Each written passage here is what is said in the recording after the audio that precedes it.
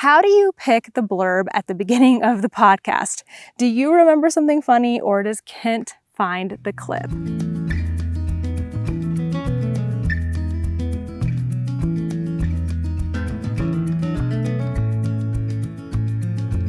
Hey everyone, it's Natalie, also known as Nitty Natty. Welcome to episode 284 of the Love in Stitches podcast. Today I am coming to you from Grasslands National Park in Saskatchewan, and I'm going to be honest with you, I can't see a darn thing by looking at this camera. So I had Kent help me set it up. I checked it. I think everything is looking good. My hope is that you can see this gorgeous view behind me. It is so beautiful here, even going this way to my right where the sun is just blaring as it sets.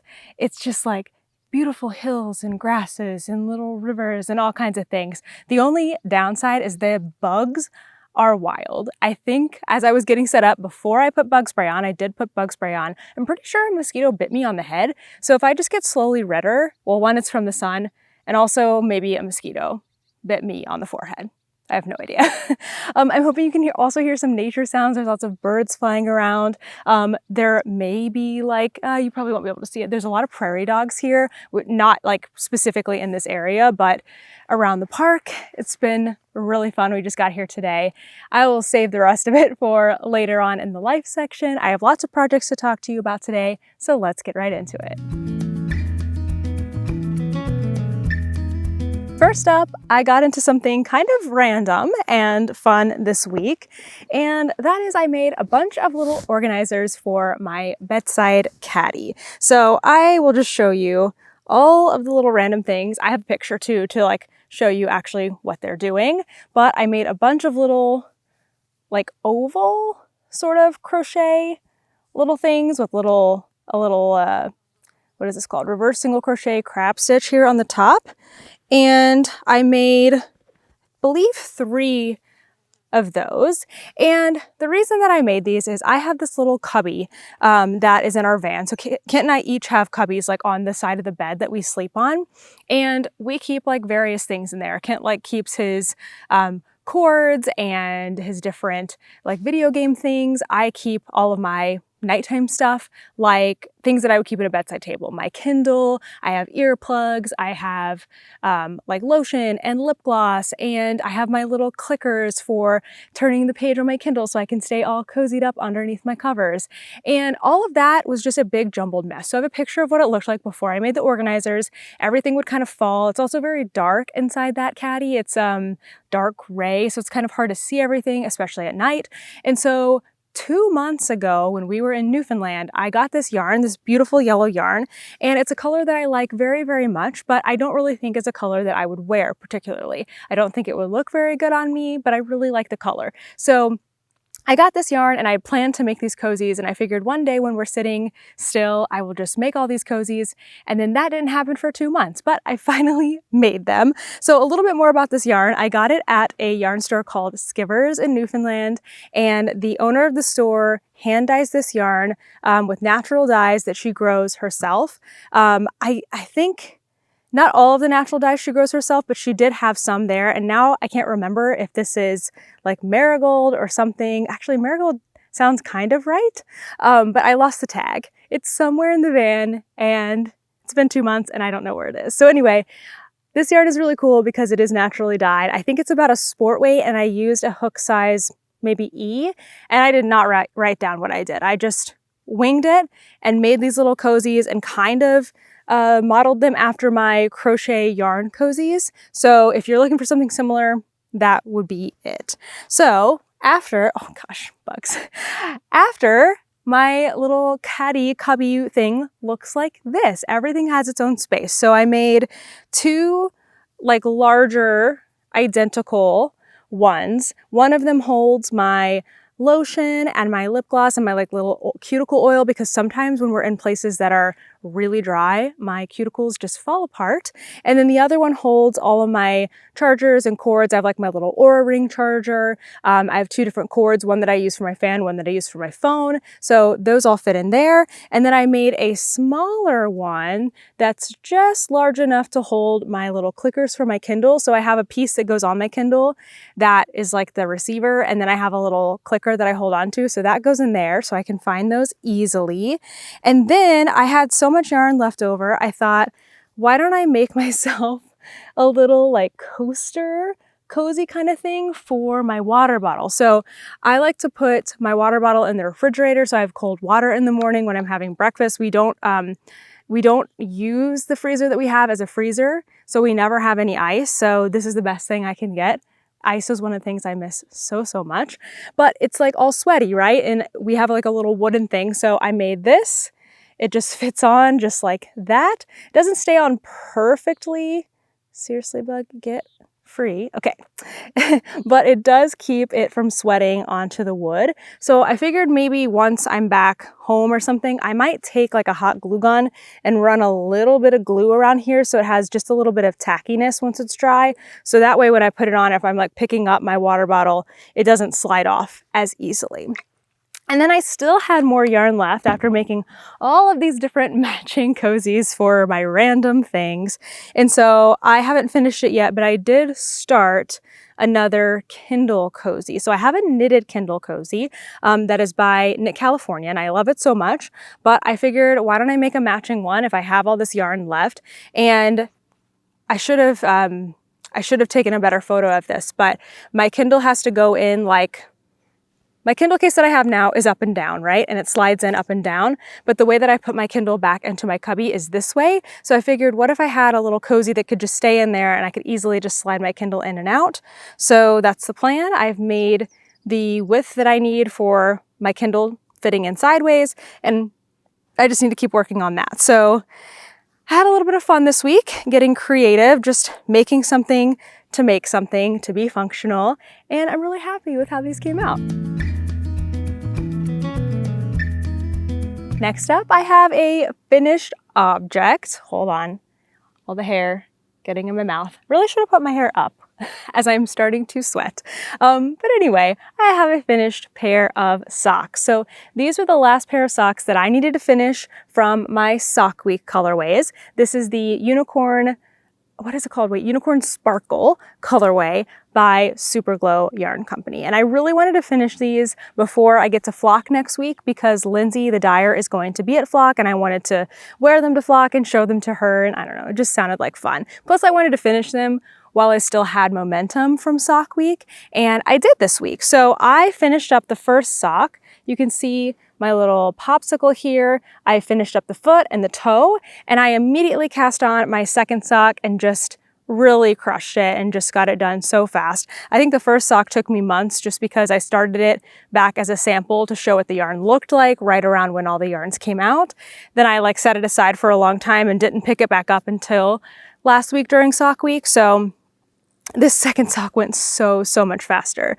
This pattern is from Summer Lee, and it is the All the Frills sock pattern, but it's within a pattern bundle called the Shorty Sock Set, or it's within a pattern that has several patterns in it called the Shorty Sock Set 2, I want to say. I have it linked on my Ravelry page, but it turned out really cute. I don't think I changed anything about it. I just did a contrast for the cuff and for the toe.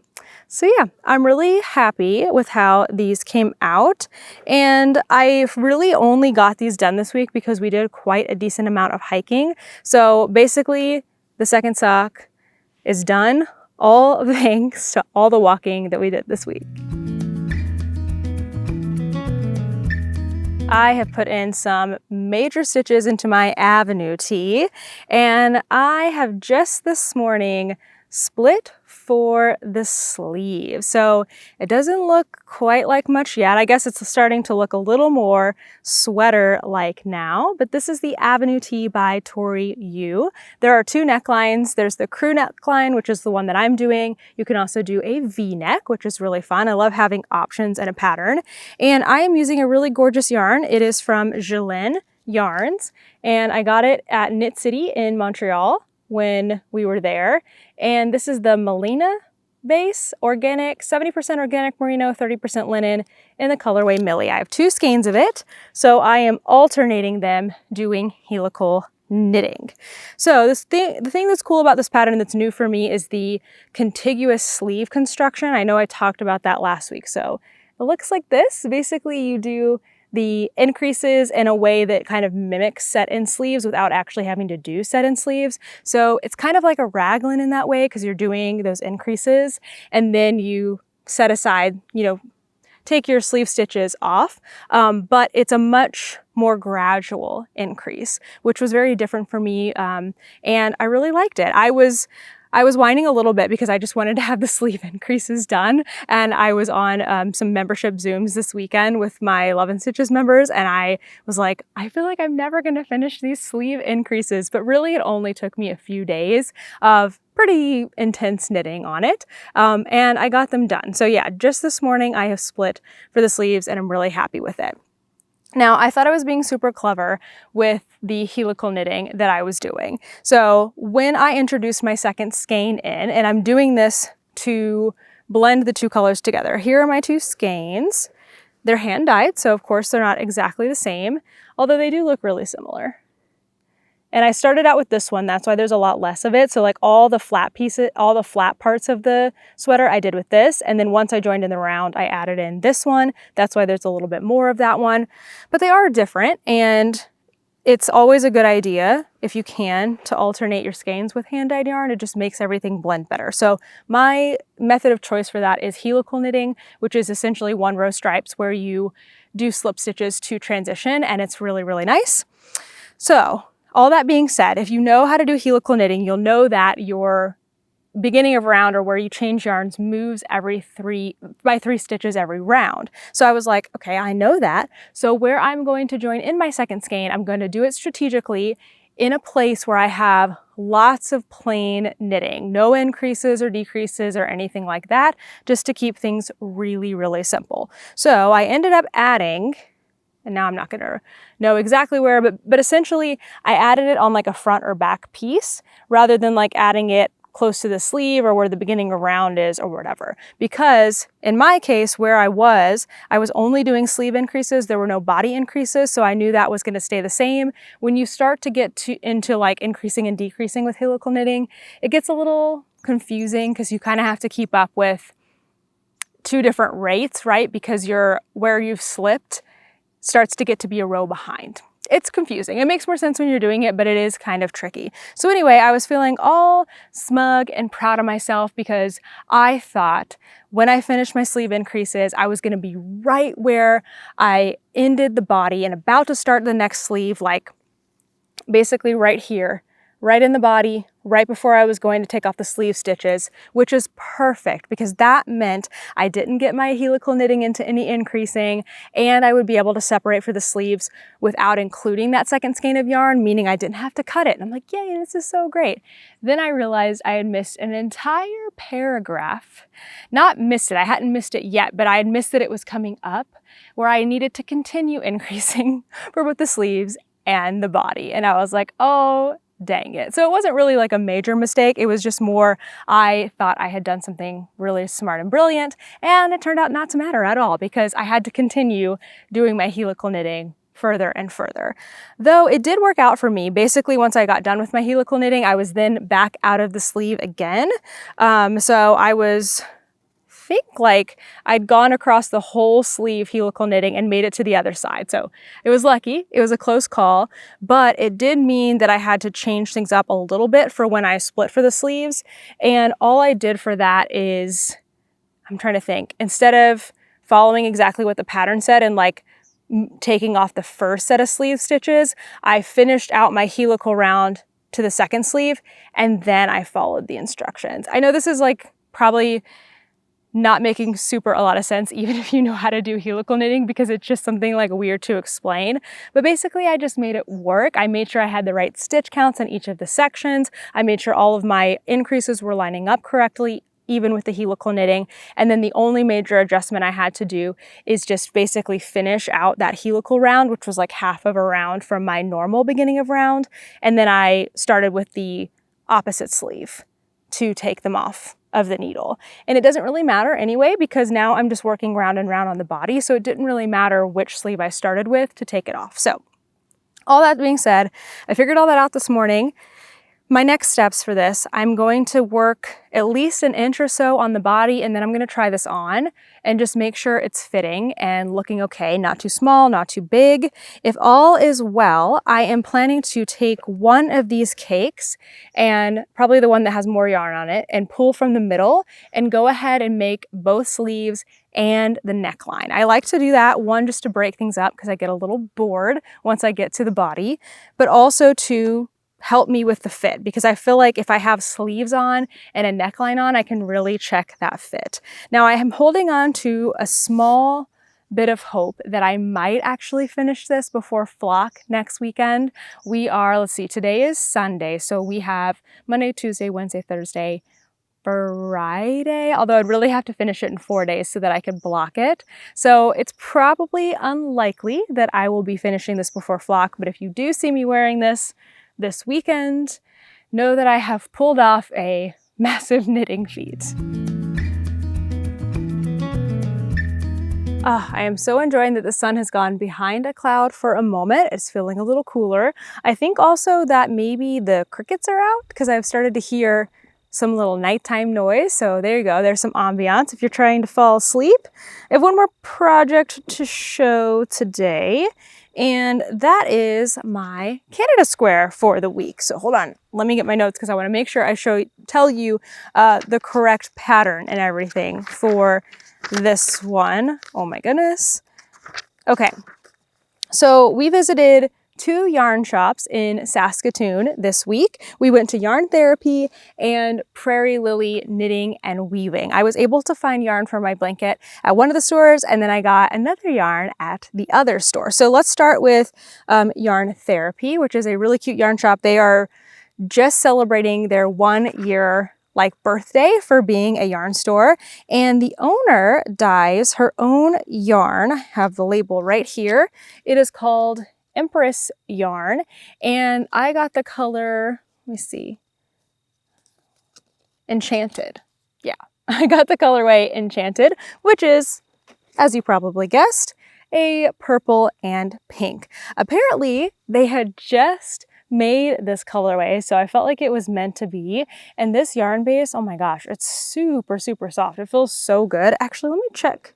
It's an 80-20, 80% superwash merino wool, 20% nylon. I don't know, something about it just feels so, so good. So I worked up my solid granny square. So what I'm doing for all of my squares, I'm getting fingering weight yarn. I'm pulling from the outside and inside to hold it double so that I get DK weight. I use up more of it. It also blends the colors really nicely. And I'm doing a solid granny square pattern from Sandra Paul, I think is her name, Cherry Heart. It's the Battenberg blanket. I've just added in extra rounds. So I do 9 total rounds. And then for a second square, I'm using the Yorkshire Crochet Along blanket by Mima Makes. The designer's name is Emily. And I started working on this one today while we were driving here to Grasslands. And so I'm not quite done yet, but you can see the gist of it. So this is the Yorkshire Rose. I think I just messed that up. I think it was focusing better. Yeah, actually looks okay. This is the Yorkshire Rose pattern from the Yorkshire Crochet Along blanket. It's square number 9, and it is one of my favorites. First of all, it's so pretty because it has the rose in the middle, but it also has this thing that a few of the other squares have as well, where basically you start out with a round shape, and then to square it off, you do these really fun rounds that I just find are really satisfying. So you basically work tall stitches in the corner to gradually smaller stitches across the straight, and then gradually bigger to the corner again. So it'll be something like working, triple crochets, then double crochets, then half double crochets, then single crochets. And I don't know why, but it's so satisfying to do those rounds. I enjoy them so, so much. There's 2 rounds like that in this square. And so this is one of my favorite squares to make. I'm really glad I was flipping through today. There's 12 different patterns in the Yorkshire blanket, and I was trying to find one that I hadn't worked 2 times already, and I was really happy that I hadn't worked this one twice. so that I could work it again. So hopefully I'll be finishing up this one maybe tonight or maybe tomorrow while we're driving, and then whatever's left I'm adding into a blanket that I'm making for Toaster. I did not bring that out today. I'm sure I'll be able to show it again. Well, actually, next week we're going to be back in the States, so I won't have any new yarn because we're not going to any more yarn stores here before we leave again. So I'll probably have a week off from making Canada blanket squares, and then we'll be back to it because I still have 2 more provinces to add to my blanket. Oh yeah, that's what I was thinking of. So I'm getting to the point where I need to think about, you know, how many squares to finish off the blanket so that I don't have too many squares where I can't make a shape that works. And so I know I've talked about this for the past 2 podcasts, but basically I've kind of settled on a 5x7 blanket if I can, which is 35 total squares, since I have 1 square that I made from leftovers that somebody gifted me. And then for all the other yarns that I'm buying, I'm making 2 squares. So it all works out to have an odd number, which is great. So now with these 2 squares done, I only have 3 more colors left in those slots if I end up going that way with the 5x7 blanket. But I have 2 more provinces to go to. We have BC and Alberta, and I feel like I'm going to have more yarn than I know what to do with. So several of you suggested, what if I did the border in another color, like so that I could still get more yarns and not have to make more squares. And I'll be honest, at first I was really like, I don't want to do that at all, because in my head, I didn't realize what I was imagining is basically like the Yorkshire crochet along blanket, where you use a neutral color to join all of the squares. So you see that neutral color, you know, between every square, and then you use that neutral color also on the border. It kind of just, to me, finishes it off and gives it a really nice look. So I think I can take my sunglasses off. Yay. What I had been imagining in my head was exactly that. And so several people gave that like comment, that suggestion, like you could just use a yarn, like another yarn for the border. And I'm like, I don't want to do that. I don't want like another random color like around the border of my blanket. I don't think I would like how that would look. And then it dawned on me that I have trapped myself into buying only pinks and purples. And I actually don't have to do that as I get towards the end. I could pick a neutral color that is dyed by a Canadian dyer to join my blanket, to border my blanket. And I know this sounds really silly. Like, how could you not think of that? But I was like, oh yeah, I could totally do that. So thank you so much for your suggestion and for helping me along the way with this blanket, because it seems like my brain just turns to mush when I start thinking about these things, and it really is honestly helpful to have your input on it. So I still don't know what I'm going to do yet, because I'll just have to see how many yarns I find for my blanket in BC and Alberta. But now I know that I can go beyond my 3 and get something for the border, whether it's pink or purple or neutral or something else in between, and have a little more space for the yarn. This really is so nice now. I should have just waited like half an hour and I could have started my podcast like this, but oh well, it's already done. Okay, let's get into the questions. So these questions come from the previous podcast. If you have any questions for me, knitting, crochet, travel, life, other that you want to ask and you want me to answer it here on the podcast, you can just put it down below in the comments with the hashtag question in front. I will look out for it and answer it in the next episode. All right, this week's questions. Our first one comes from, oh, my handwriting is really sloppy here. I think it says wooden Coden quilt. I was writing these not very neatly. Anyway, let's get to your question. What is your favorite tea pattern? So I specifically put this on today because this is one of my favorite tea patterns. I actually have been making a lot of t-shirts in the past couple of years, and I think once I am back with all of my finished items, all of my yarn, all of my things, I have some plans to make videos kind of highlighting like different garments that I wear a lot, because I feel like that's a really fun thing for me to look back at, and also a really good sign of patterns or things that can fit into your wardrobe. So I'm hoping to do something, maybe not just t-shirts, but like garments that are very wearable in the future. But for now, this is what I have with me, and this is one of my favorite t-shirts. So this is the Twisted, hold on, to make sure I say it right, Twisted Tea shirt, but tea is spelled T-E-A, like Twisted Tea, the drink. The Twisted t-shirt by Brianna Lupino. There's a few reasons why I really, really like it. One, you can use superwash yarn, which is what a lot of us have stashed. You don't need a ton of yarn for a t-shirt, which is really nice. So depending on your size, you may be able to pull things you already have, or maybe pull a couple things you have from stash and just add like 1 or 2 skeins that you go out and purchase, which I think is always nice. So the original Twisted t-shirt has a contrast color for all the twisted stitches. There's also twisted stitches here at the bottom. And then it has like a speckled color for the body. I modified it and I used a mini skein set, and I alternated or changed yarns every 2 rows to give it the striped look, which I also think is really fun. But what's so great about the pattern is it's very basic, so it's very versatile. So whatever you want to do, completely solid, contrasting, or stripes, you can do all of that very easily. I do think this is a really great beginner pattern because it is written really well. It is not complex. It is in sort of a pretty standard construction where you cast on here at the neck, work the like kind of raglan increases, put the sleeves aside. The other thing I really like is when you pick up the sleeves, all you do here is the twisted part. So you don't have to come back in with your main color again, which I think is really nice. It's just like for ease of knitting, that is very, very helpful. One thing, I just remembered, I also modified this by making it longer. It's cropped, it's pretty cropped, so I made it longer and I think it worked out just great. So yeah, I really like this pattern. Also, I feel like it fits me really nicely. It's very basic, it's very easy to wear. So one of the many t-shirt patterns that I have made in the last few years that I really enjoy. And as always, please feel free to add your favorite tee patterns down below so we can share as many different ones as possible. Question number 2 is from Melinda. How do you pick the blurb at the beginning of the podcast? Do you remember something funny, or does Kent find the clip? So most of the time, Kent actually finds the clip. He's the one, so Kent is my husband. He's the one who edits the podcast, and he will watch through the whole thing. He's the one who adds in all the graphics and text and all the different things.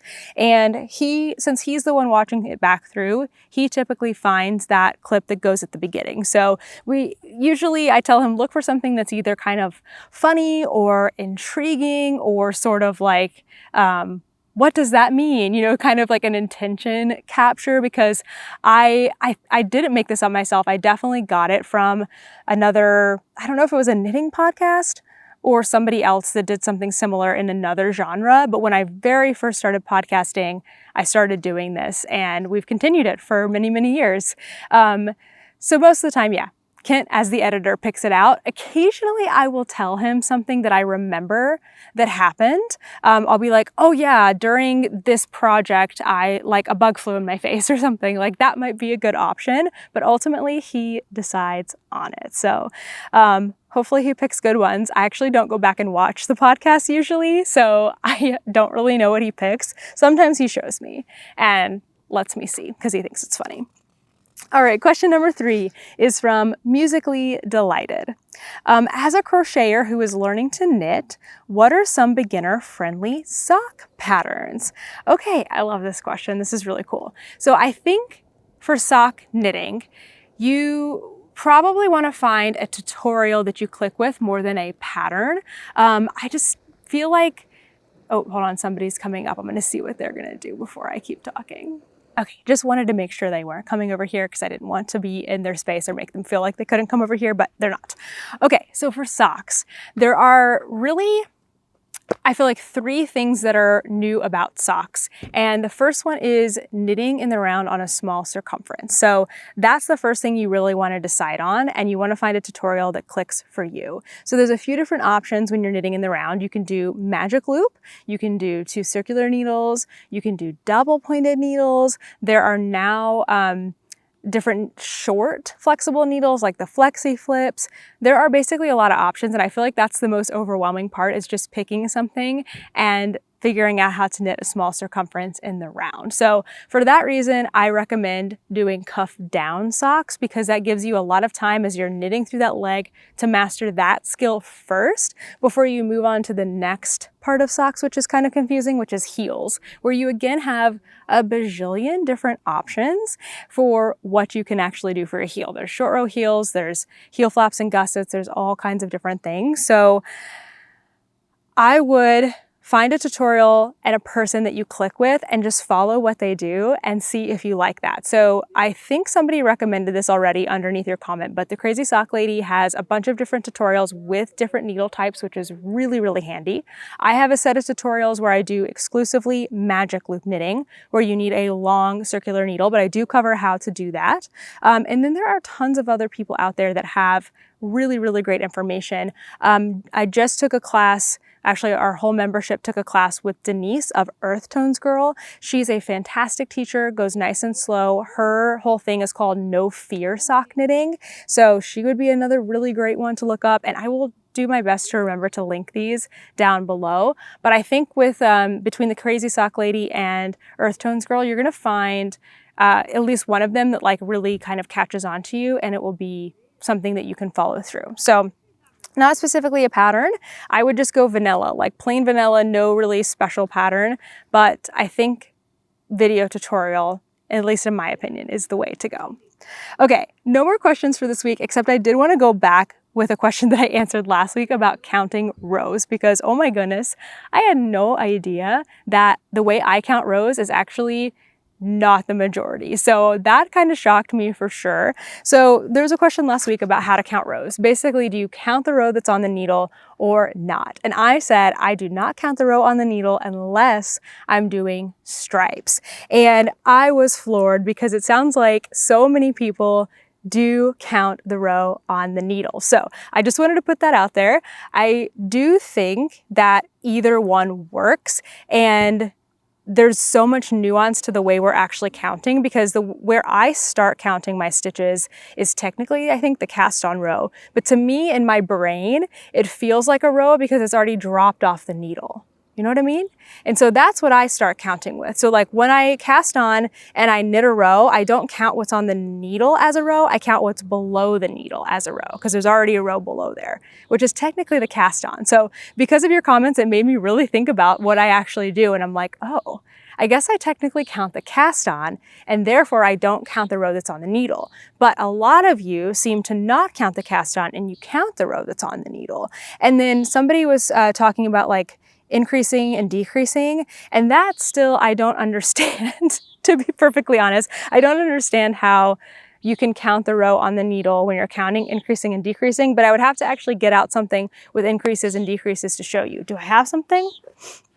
All that to say, I didn't want to say with absolute certainty that the way that I am sharing what I do is correct. It is not.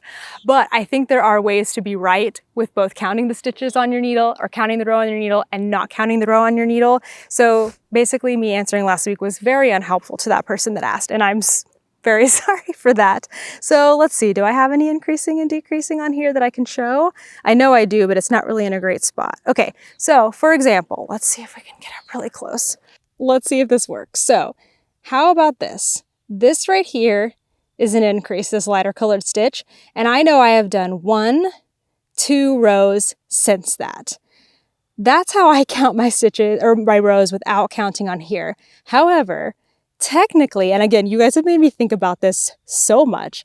Technically, this right here, that little increase part, that's the actual row that's the increase. So really this is the increase right here, 1 row, 2 rows past it. But that just doesn't work for my brain. So it works better for me to go, that twisted part, that's the increase, 1, 2. So maybe that was helpful, or maybe that was even more confusing, but I just had to like share that you really made me think when it came to counting rows. And I knew that what I had been doing for years was working for me, but then I was like, is it right? And I'm like, yeah, at the end of the day, I think it's still right, but I also think everyone else is also right. We're all right. And again, I apologize to the person who asked that question because I feel like I still haven't given you a very clear answer, but hopefully with seeing that, you can kind of find a happy place that works for you.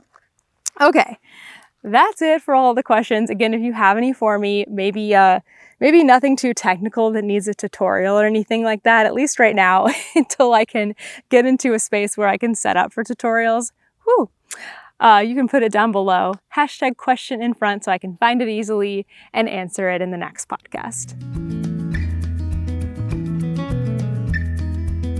Just a super quick bit of Yarny news this week. Flock is coming up this weekend. It's August 8th, 9th, and 10th. I'm going to be there at the marketplace on Saturday and Sunday, so August 9th and August 10th.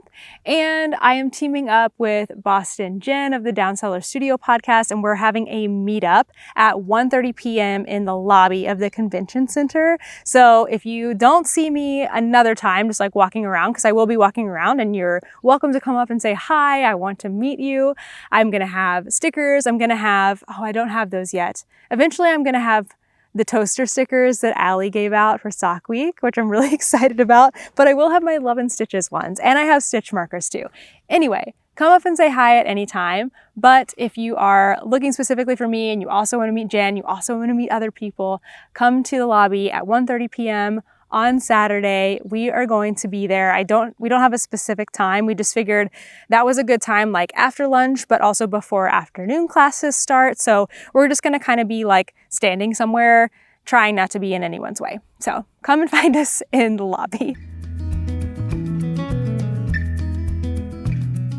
Last up, I just want to talk about some highlights from the past week. We have spent the entire week in Saskatchewan, and we're going to be having our Saskatchewan vlog coming out in just a couple of weeks, showing you all the different places that we've been. We've done some Yarny things, but we've done a lot of parks, and it's been really nice. We've been spending a lot of time outside in nature, walking, driving, and just seeing different things. It's been pretty amazing. And Grasslands, where we are here today, is our last stop, and it's just stunning. Like, it's beautiful here. This is probably the most remote place we've been in a while, and definitely the most remote place we've been in Saskatchewan. We're only like 30 kilometers, I think, from the US border, which is really interesting, but it's very, very isolated out here. The campground we're staying at doesn't even have like flushing toilets or sinks or anything.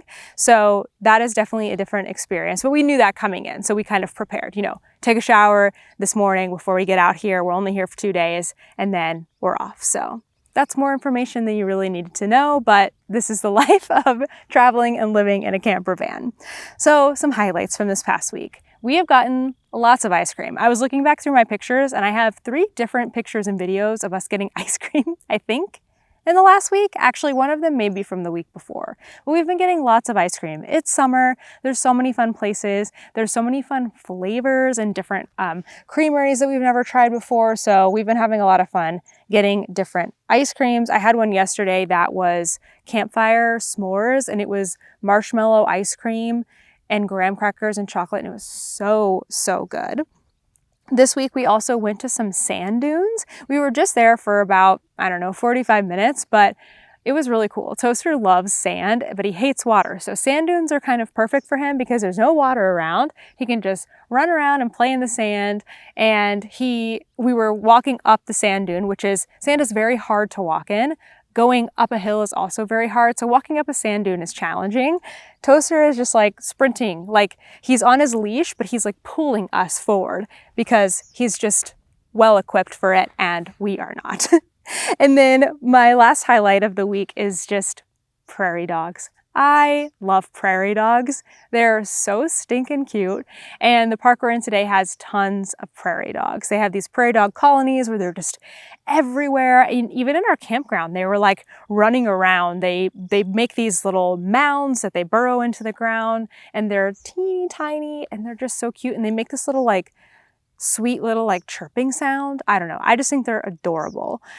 So very much enjoyed watching the prairie dogs. I think right now, as the sun is setting, we're going to go out and try to find the bison herd that's here, just driving around and seeing if they're anywhere within sight now that it's cooled off, and go look at some more prairie dogs because that sounds really fun before we go back home and have tacos and a movie night. So that's what's happening in our world. Well, oh, I forgot one thing. Oh my gosh, I'm so glad I didn't forget this. I forgot to show you the yarn that I got at Prairie Lily Knitting and Weaving. So I got an alpaca yarn from Alpaca Naturally. It's called Regina, which is great, perfect for Saskatchewan. And it's a really, really soft alpaca. And all of the fiber comes from the Canadian fiber shed. And it's super, super soft. I think this is a natural color. They call it rose gray. I have no idea what I'm going to do with it yet, but I wanted to get something that was, you know, Canadian, and this seemed to be perfect for that. So who knows? I'm sure I'll make some kind of like hat or cowl at some point in time. Okay, that's everything for today. Thank you so much for watching, and I'll see you in the next one.